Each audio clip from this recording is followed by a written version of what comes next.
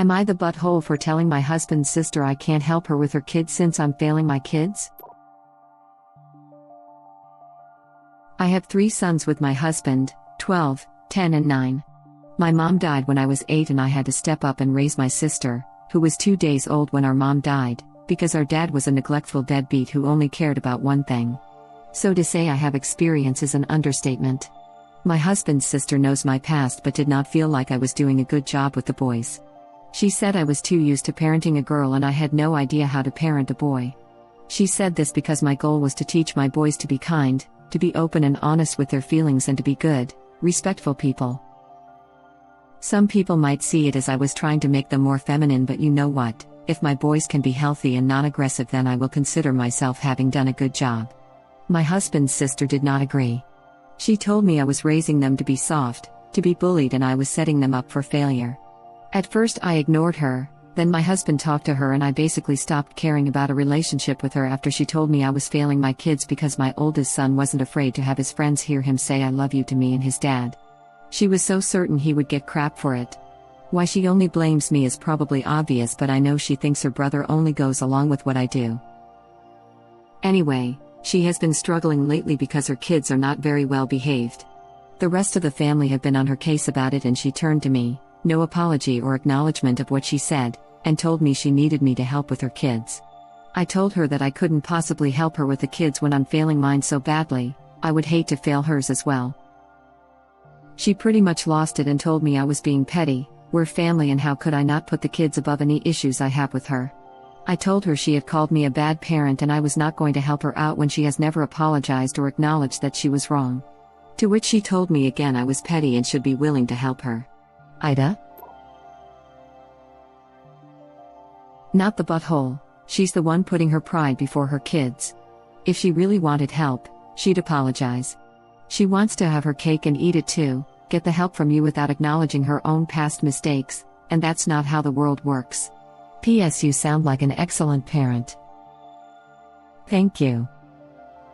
Not the butthole, hijacking top post to ask what the main points you would recommend are to do the same. Main things to do and main things to not do. I have an 8-month-old boy and I really want to make sure he is kind. Edit. Thank you everyone for all your wonderful advice. I did not expect so much of it, smiley face. Not up, but when your children are young, under age 3, talk to them as if they are much older and can understand things, because they do. The child may not have words to associate with their emotions but explain them. Ask them how things make them feel when something happens to them. Ask them to think how it may make someone else feel if the situation was reversed. For example, if the child hits, ask how they would feel if they were hit. Ask them why is it okay for them to hit when it is not okay for them to get hit. This is how we approach our kids. My son is almost 12 and while we've had to deal with the usual crap regarding him learning stuff at school, he's empathetic, affectionate, and quick to reject bullcrap about how one should act/feel/be when he hears it. Edited, a word. You taught your son to recognize bullcrap at such a young age. This is such a heartwarming moment, wipes tear. I try. We'll see if it sticks and what teenager rebellion looks like, but if I can send him into the world kind and mindful then I'll consider myself to have done an okay job. We're having a trickier time with household chores and maintenance low. If your kid is anything like me/my peers raised to be empathetic men, teenage rebellion is more of a political awakening where they are not against you but against the unfairness of society. Exactly. In my case, my mom only cried about me because I was leaving, at age 14, to do volunteer work in a town 2 hours from here. Haha, of course this awakening can, and most probably will, lead to early depression, but if your kid's more indignant about the unfairness of society than with their normal teenage angst, you know you raised them well. That's how our oldest is. He also holds 0 punches when he thinks someone is doing something dumb. Oh. Is that why I never had the teenage I hate my parents thing? My parents were just as woke as me on lots of issues, and willing to learn on the issues that I was more woke on. It can definitely stick. Mine are 21 and 18 now and are smart, strong, sweet, funny, polite, and empathetic and have a fierce sense of fair play. It's all good. This makes me very happy for all of us trying to get our kids to adulthood. Heart. We're having a trickier time with household chores and maintenance lol. Dude, no amount of empathy training or logic will ever get a young kid to want to do chores lol. Money is the only thing that talks. In some cultures, kids start helping with chores when they are super little, when they are more of hindrance, but the parents tolerate it and encourage it, and then the kids just grow up thinking it's normal to help the family put its away to spend time with your family. No allowance needed. Too late for my kids, lol. This is important. Age-appropriate chores are important. Every family member pitches in. At 3 years my sons had baskets that they put their toys in every evening before bed. Not onerous but kept things tidier. They didn't get paid for regular chores. There was a weekly allowance when older to pay for lunches and needs. School and extracurricular requirements were always paid for by us. We preferred that they get icky jobs. Busboy, making pizza. Not passing out basketballs at the rec center. We felt they needed to appreciate the hard work that's involved in those jobs. Okay, so I recently listened to this old guy tell a story about allowance. Long story short, an allowance is so the chores get done without the parent having to ask them to do it or hear them complain about it. If the kids are still complaining and or have to be asked more than once, they don't get the cash but still have to do the work. Sounded brilliant when I heard it. Routine works pretty well for my almost 12-year-old twins. It's not their favorite part of the day, but there aren't any complaints or arguments. They have a set list of chores that they do every day, at the same time. It's part of a bigger list of daily household chores, so they see what all it takes to run the household and what their part is. They will sometimes trade chores or pick up chores for one another if someone doesn't feel well. They're really good kids. I'm a lucky mama. I don't have too many problems getting the teenager to do chores. I also randomly and occasionally throw a few bucks into his Steam account, not an allowance, just toss a few bucks at him when one of their big sales is on. We also laugh about how the teenager takes out trash and puts his dishes in the dishwasher, but the other adult in the house, his dad, does not. Okay, slightly different question for you. How would you want your kid to let you know you're a good parent? My mom sometimes feels she failed us, because I have anxiety and she sees scenarios in movies and stuff like relationship things, or dealing with a certain kind of person, and she always says I should have taught you guys more about this. And blames herself for not going through every scenario life could possibly offer lol. I don't know. Any parents out there, what's the most touching/reassuring way to be told you're a good parent? Tell her she gave you extremely important tools to use when navigating life, and knowing that she is loving and supportive will help you with the rest. It sounds like she cares, and that goes a long way. I think that's a really fascinating question.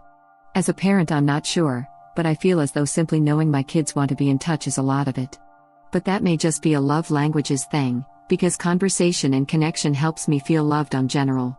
I know that my mom has felt the same as your mom, wondering if she'd been a bad mom as I was diagnosed with ADHD and anxiety in my 30s. I told her that she had no way of knowing what she didn't know, and I didn't hold it against her. She didn't have the internet to prompt her to go, hey, maybe this explains that, with my behavior, and if professionals in our life didn't clue her in, I don't know how she would have known to look for it anyway. Exactly. And give them chores to help around the house because you're all a family, and work together, and praise them for being helpful and kind, and they'll continue. Praise the behavior you want and make sure your husband models such behavior.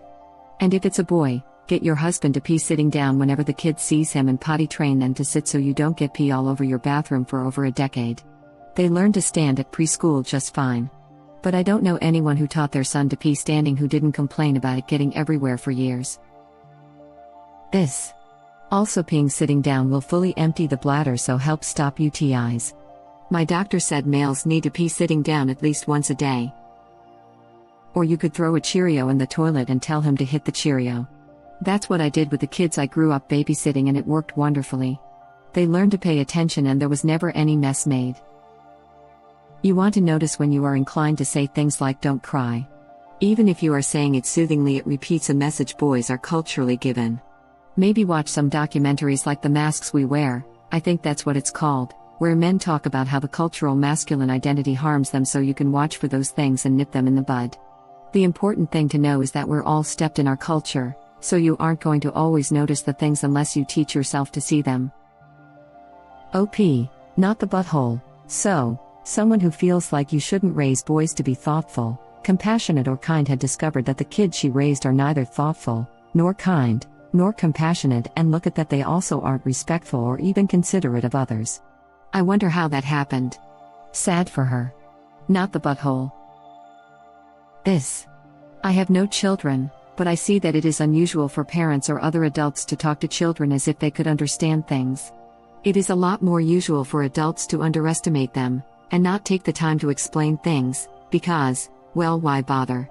They absolutely can understand things. I'm a physician, and every time I have to deal with a difficult child, I sit down and talk to them, acknowledge them, walk them through whatever it is that I have to do, and explain that the sooner we're done with everything, the sooner they get to go home. And it usually works, even for really young ones, or really scared ones. Everyone should at least attempt to communicate clearly with children. Thank you. I hope you explain things to the not difficult child as well. Everyone deserves to have things explained to them in language they can understand. I think it is so important to give voices and words so children can then better express themselves in the future.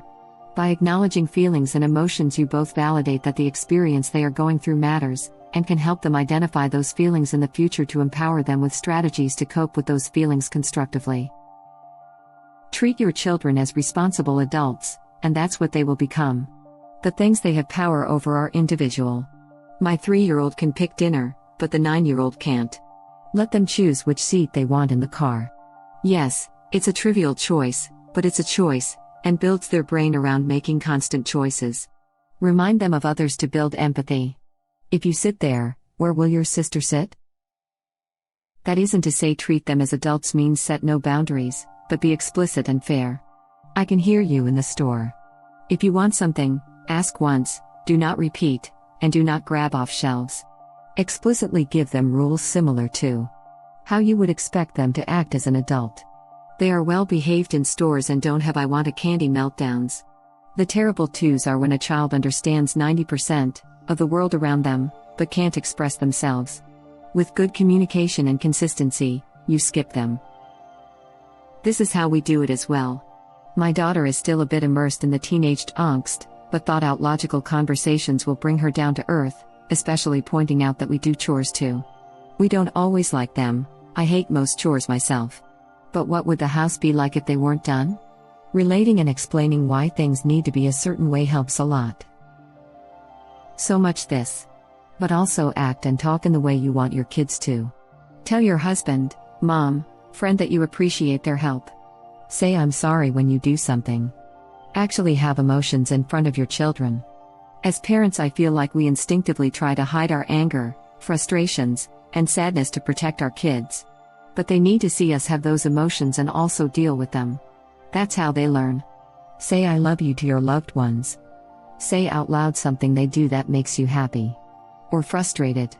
Children mimic the world around them. If they see you yell or hit when you're mad, they will too. If they see you laugh or say something funny like oh my side order of seaweed salad when you stub your toe, they will too. Teach the importance of empathy, honestly is the biggest one. Teach that choice and action have consequences. And they are responsible for those consequences, good or bad. Kindness for others and friendship doesn't mean becoming a doormat. It's important we stand up for ourselves. If somebody is doing something that is mean or hurts, teach them a new way to play you both can enjoy.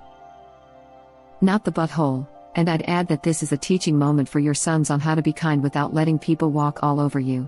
Your sister-in-law is asking you to allow yourself to be bullied, which is the exact same thing she criticized, no? Sounds like she was never taught the lesson that actions have consequences. Not the butthole, yes it's petty, but it's a deserved petty I can get behind. NTA, I applaud you for the thoughtful way you are raising your boys. Not the butthole, teaching kids to be kind and respectful is great. There is a time for kindness and a time for boundaries and a time for standing up for yourself and others even if that isn't kind or respectful. There are toxic people out there and the kids will need to learn how to deal with that too. Not the butthole, sounds like she was feeling insecure about her own parenting and shortcomings and looking for ways to undermine yours and your choices. This was before she was a parent she said those things. Pretty much from the time I had my son she was judgy. I know parenting can change people, but becoming a mom didn't for her, and even now I don't think she regrets it more. She wants everyone off her back. She's probably angry that after all her insisting that she knew best on parenting, time and experience have proven her wrong.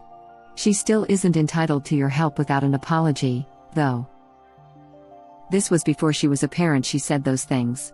In the Netherlands we have a saying, de beste stuurlui staan aan wal. It translates to, the best helmsmen are standing on the shore. It means that it's very easy to know better when you're not the one on the ship holding the steering wheel. It seems like your sister just found out she was the helmsman on the shore, but she can't steer a ship herself. Not the butthole. I've never heard that, but I've often said, I did my best parenting before I had kids. I laugh at all the certainty I had about how and what I was going to do. Oh, understandable, I was a perfect parent before I had kids too. If she can't apologize, I would offer her nothing. It's always easy to judge when you haven't been there and can idealize what you think you know or will do. Sounds like she's dished it out so much, not she hates she has to take it. You can't have your cake, crap on people's children and parenting, and eat it too, then not be able to parent your own kids and ask for help from those you crap on. Thank you for watching. Please subscribe to be the first to know about Red Rabbit Reader's new videos. If you like our videos, please like them on YouTube and share them with your friends. We welcome your comments below. Press to start another of our videos.